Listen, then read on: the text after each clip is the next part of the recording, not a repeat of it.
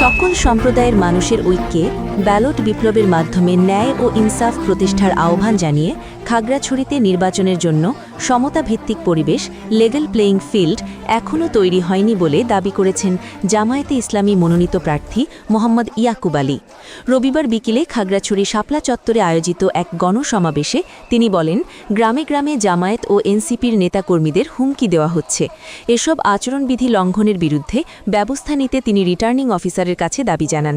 তিনি আরও বলেন, নতুন বাংলাদেশে কেন্দ্র দখলের রাজনীতি আর ফিরে আসবে না। হুমকি ও ধুমকি দিয়ে খাগড়াছড়ির রাজনীতি নিয়ন্ত্রণ করা যাবে না। খাগড়াছড়ির 10 দলীয় নির্বাচনী ঐক্যজোট সমর্থিত জামায়াতে ইসলামী মনোনীত প্রার্থী মোহাম্মদ ইয়াকুব আলীর সমর্থনে এই গণমিছিল ও সমাবেশ অনুষ্ঠিত হয়।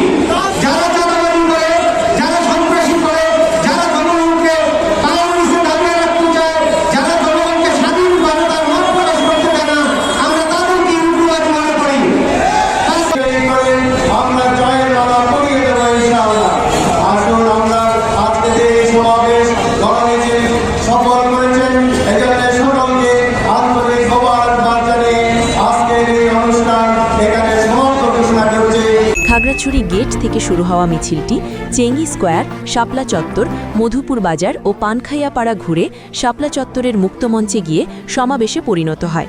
জেলা জামায়াতের আমিল অধ্যাপক সৈয়দ আব্দুল মোমেনের সভাপতিত্বে অনুষ্ঠিত সমাবেশে প্রধান অতিথি হিসেবে বক্তব্য দেন জামায়াতের কেন্দ্রীয় কর্মপরিষদ সদস্য অধ্যাপক আহসানুল্লাহ। সমাবেশে আরও বক্তব্য রাখেন খাগড়াছড়ি আসনের দলীয় প্রার্থী মোহাম্মদ ইয়াকুব আলী, এনসিপির আহ্বায়ক মোহাম্মদ নুরুল আলম, খেলাফত মজলিসের সভাপতি মাওলানা আনোয়ার হোসেন মিয়াজি, এনসিপির যুগ্ম আহ্বায়ক চাইথোয়াই মার্মা সহ 10 দলীয় নির্বাচনী ঐক্যজোটের স্থানীয় নেতৃবৃন্দ। প্রধান অতিথির বক্তব্যে অধ্যাপক আহসানুল্লাহ অভিযোগ করেন, নির্বাচন কমিশনে আওয়ামী বাকশালীরা বসে আছে এবং তারা নির্বাচনকে প্রশ্নবিদ্ধ করার চেষ্টা করছে। তিনি বলেন, এদেশের জনগণ তাদের কখনো ক্ষমা করবে না। ভোট কেন্দ্র দখলের প্রসঙ্গে তিনি কঠোর ভাষায় বলেন, নতুন বাংলাদেশে যারা ভোট কেন্দ্র দখলের উদ্দেশ্যে কেন্দ্রে যাবে তাদের পরিবার থেকে বিদায় নিয়ে যাওয়ার প্রস্তুতি নিতে হবে। ব্যালট বাক্স নিয়ে গেলে সেই হাত সম্পূর্ণ থাকবে না। Desk news, Kalchakra 24।